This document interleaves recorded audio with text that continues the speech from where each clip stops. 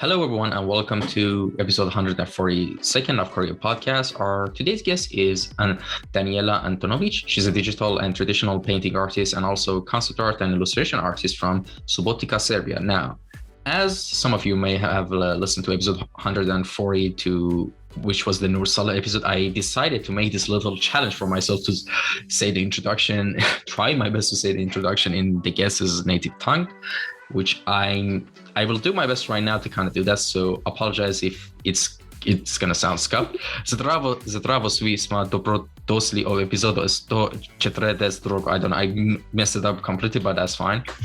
And all right, so with that quick introduction and silly Serbian talk, speaking of me out of the way, let's jump into the first question, which is give us a little introduction on how we got into the world of visual arts and design in general.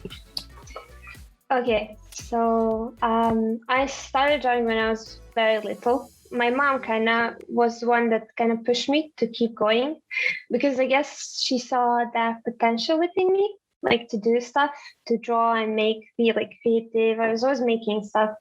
And I went to a lot of like courses, like children courses for drawing and stuff. And the only thing that was kind of like for me was basically drawing. So I went into the high school of design, and it was the basic like painting, drawing, sculpture, printmaking and such. And there, I guess I learned to draw from life mostly and traditionally. I didn't have a lot of like touch with illustration at that time, except like a lot of Pinterest diving, and I liked anime and such. And I guess with when I was 17, I got my first drawing tablet, which I still use. It's here. It's very like old, and like I'm planning on upgrading it at some point, but I feel like I'm just like taking the last soul out of it at the moment. And I drew some illustrations, but they weren't like very good. I didn't know the basics of drawing like from hand and stuff. Only when I started going to the academy is where I met like illustration people and also like professor of illustration. I enrolled into the painting major, and I didn't enroll in illustration because I wasn't ready for sure. Wasn't sure if I wanted to do it, but then I kind of fell in love with it and started drawing, and this is where we are right now. I'm still in school. I'm still at the academy. I'm finishing my 4th year of undergraduate studies. That's me. That's it. All right. And well, I mean, at 17, 18, those really important years of everyone's life, what were you doing? Did you know at the time that you wanted to become an artist full-time, or were you planning other routes? Maybe you wanted to go to some other more stable, like, majors or something like that. How was it for you? Mm-hmm. Well, when I started, I wasn't really sure. Like, I don't even remember right now what I was thinking when I went into the academy, because academy is very like contemporary. They're kind of pushing like the modern art and less of the traditional, which I really liked. I really like to paint. They're still letting me paint, but it's not. I'm not sure if I'm expressing myself enough through that. But then when I found illustration, I started doing it, and I had a lot of fun because I like painting small things like fairies and gnomes and those things, and it just made me happy, and I just kept doing it. And at some point I kind of got like the idea when I got introduced into the industry, I got the idea that I can actually live from that in some way. So I don't know, definitely wasn't when I was 17, but maybe when I was like 18, 19, 20, somewhere around those years. Yeah. All right. And well, I mean, you already mentioned, and I already mentioned in the introduction, that your main branch of design is, of course, illustration. But we want to get a little bit more in depth. Like, what type of illustration do you do? And tell us about your experience from the start of it until now. Well, what I do, I wouldn't necessarily call like illustration. It doesn't have a lot of narrative. It's just like basically combined concept art and illustration. I have like concept art of the character, and then I do the background, which is something that I want to improve on. I kind of want to go deeper into illustration and like these big pieces and nicer communication between more characters and stuff like that.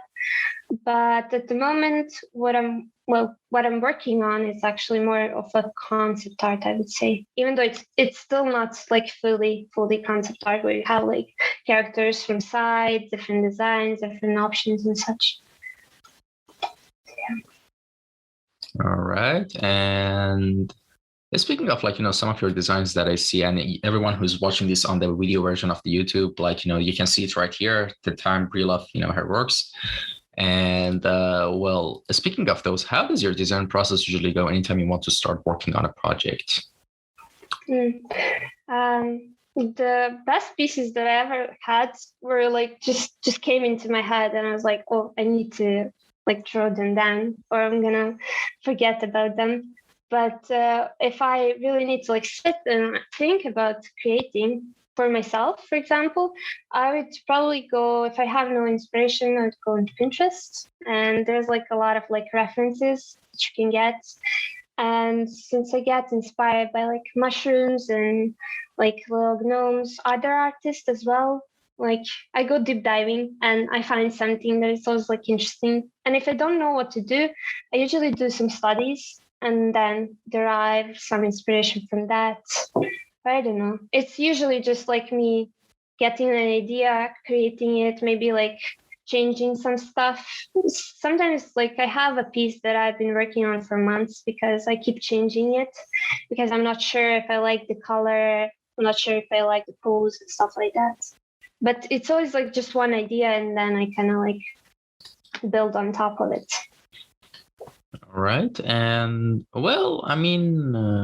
that's kind of interesting, process in itself. But I was wondering, what was the first art job paycheck you ever got? Basically, the first salary you ever got out of art. What was it for? When was it? And how did you feel at the time when you got it? Well, I'm pretty new to the industry. So my first job was a year ago. I did some pieces, illustration pieces for a trailer.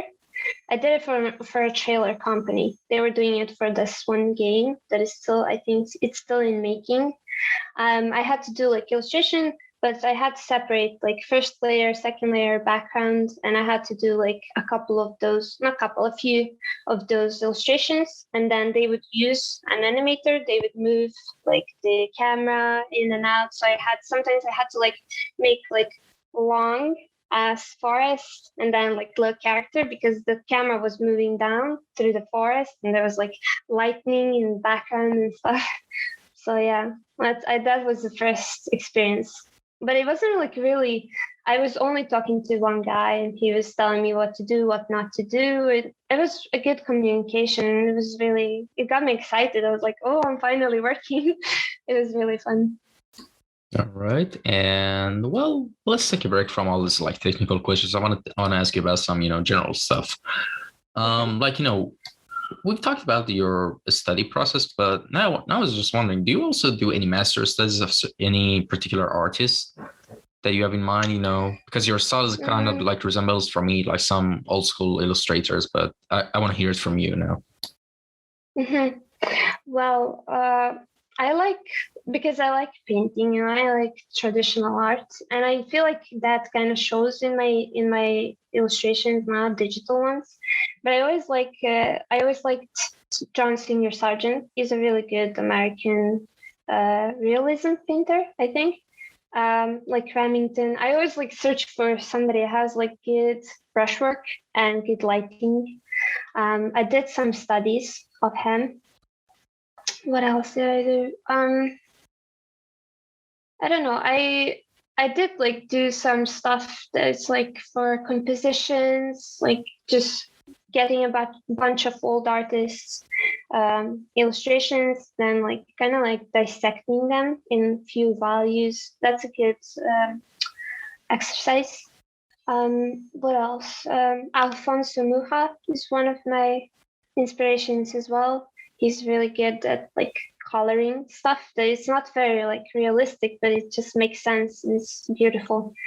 I don't know who else. Maybe a Lion Decker and Sivayet, American illustrators as well. And so I assume those are the artists that really inspired you and are, I assume, your favorite artists as well, right?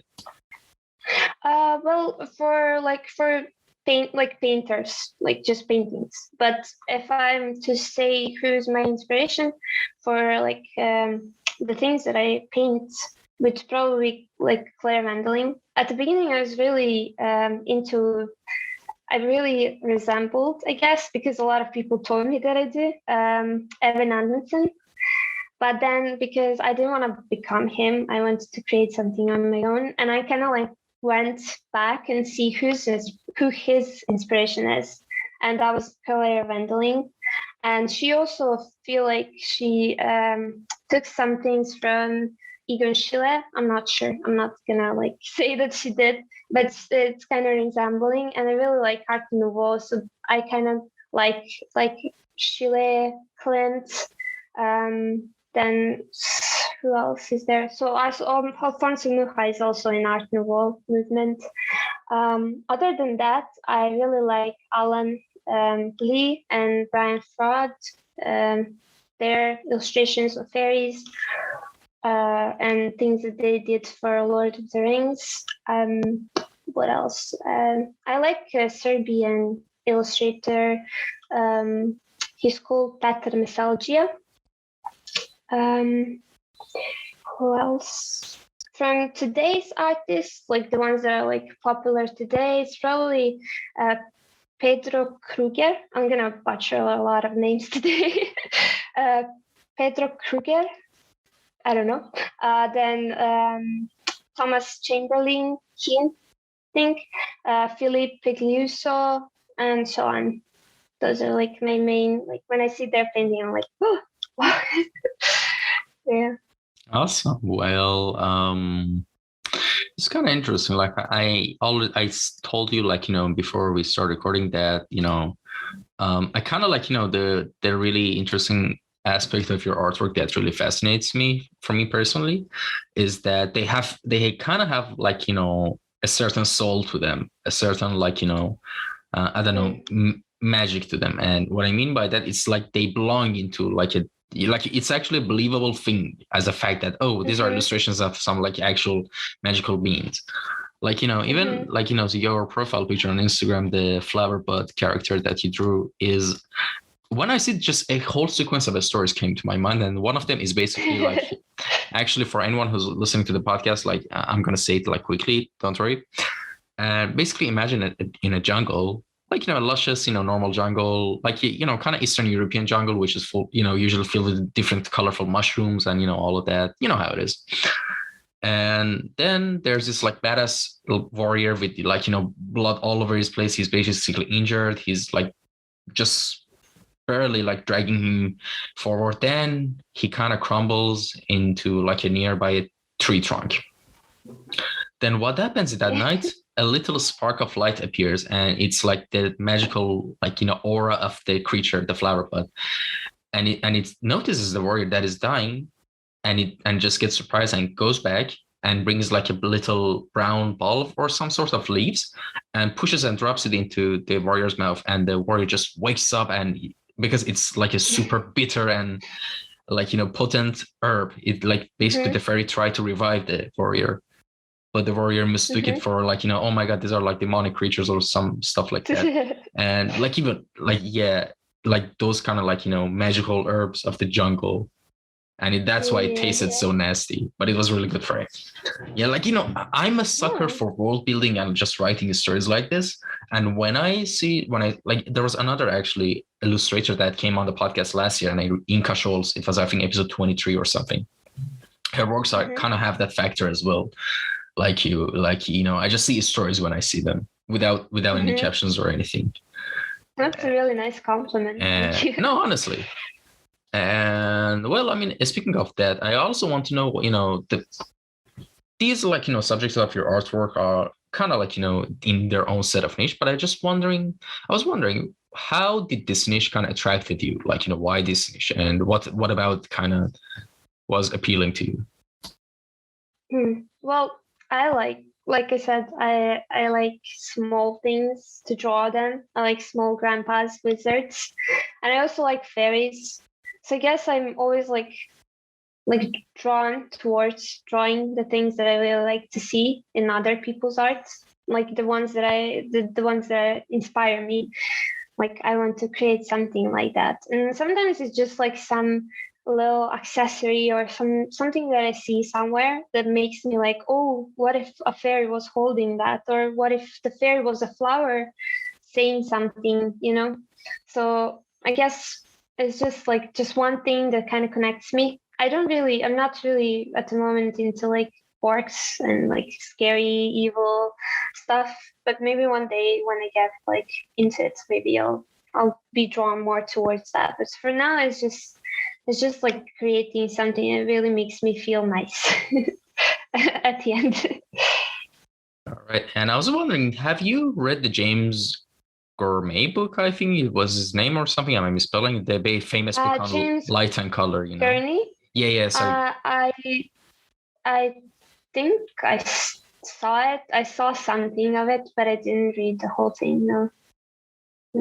I don't feel like my colors are that good yet. It's something I know, but still, like, here's the thing, but still, like, of course you don't have that like 10-20 years of maybe like professional work, but still, like, the colors, the lights are kind of like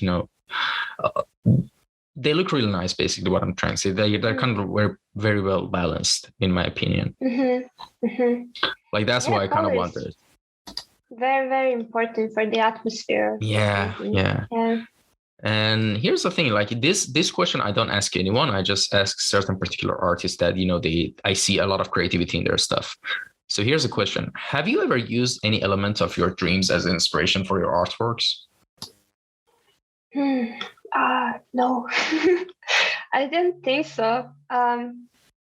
Not really. I don't have nice vivid dreams. I have like most of my dreams is just somebody chasing me. So I guess it's ongoing thing. Sometimes I do have nice dreams, but it's nothing like I would love to dream about fairies, but it didn't really happen. If that's what you're asking. If you're dreaming about someone chasing you, it's probably you're anxious about something. Yeah, those like anxiety in dreams like really show itself in different ways. And might be, yeah. Don't be anxious. It's gonna be all right. Don't worry. And all right. So the next question is: what are you working on right now that you can tell us about? What kind of project is it? Work wise. Yes. Okay.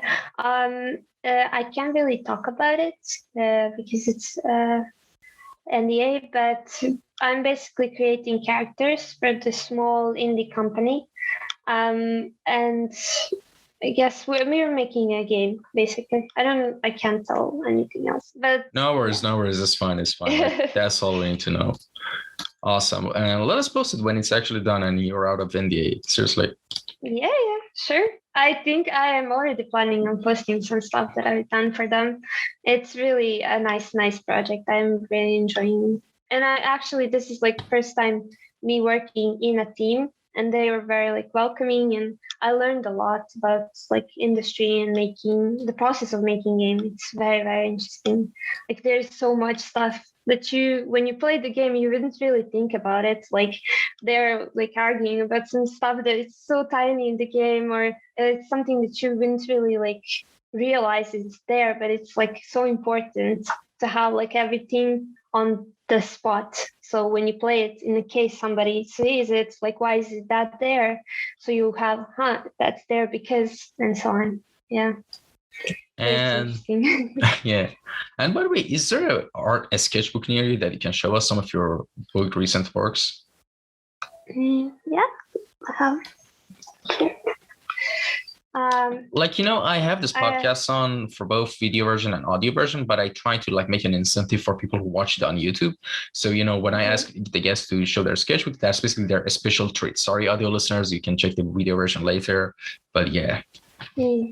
This is a book that my mom made, but it's mostly for holding up leaves. I have a lot of like stuff that can fall out, but I guess I have. This is like the last nice looking page, kind of. I did mushroom. Oh, nice. Challenge to draw like mushroom houses, but nice. Do you see it well? Yes, we can see it. Yeah. So yeah, I guess. And other things, I don't really like do nice drawings. I just do a lot of like scribbles and like trying to figure out the compositions, and it's all over the place. I have some live drawing as well that I do on the academy and stuff. So yeah. All right. And what episode area you're working on right now, which is of course art and illustration, would you be interested to learn and explore in the future? Like it could be something completely non-art related, by the way. Well, art related, I actually wanted to start learning 3D. It seems like a good thing, thing to know when you're in a team. And if they didn't need something, you can like portray it through art, like drawing it, you can maybe make a little model. So I think that would be a good thing to do. But other than that, I would like to learn to play guitar. That's something that I bought a guitar. I was like, okay, I'm not going to draw all the time. I'm going to try and spend some time on something else. So I'm kind of learning still. I'm a beginner for a long time now because I just simply couldn't like make time for it. But I guess that's something that I would like to learn. All right. And well, we reached the final section and question of the podcast, which is called Final Words. All right. Let me explain. So basically imagine in a short amount of time that you have, you can say anything to anyone who's possibly listening to this podcast in the future at any point in time. Now, from human as yourself to anyone who's listening, what would you have to say? Tough question. Maybe like learn your basics, your fundamentals. They're very, very important. And be meticulous in the way you're learning stuff, because sometimes you'll draw something, but you try to study something, but you don't know what you're doing. Like you need to be sure what you're doing when you're studying, so it stays in your head. But you shouldn't really get caught up in that, because then you're gonna have like these beautiful paintings and you're gonna do something that is so nice, but people will forget about it very soon because it doesn't have that, like you said, it doesn't have that soul in them, like that interest that you have. I guess that's it. All right. Thank you so much for coming by. Where can people contact you if they had a question? Is your Instagram okay? Yeah, Instagram or ArtStation, our email. All right. I'll post your ArtStation on Instagram on the captions below. And of course, your email is in the Instagram as well. And ArtStation, yeah. They can access it pretty easy. And well, thank you so much for coming by. And thank you to anyone who tuned in and listened to this episode. And I hope you are having a fantastic day. Let me know in the comments if there's any suggestions or critiques as usual. And with that being said, take care, everyone. Have a good day. Bye. Bye-bye.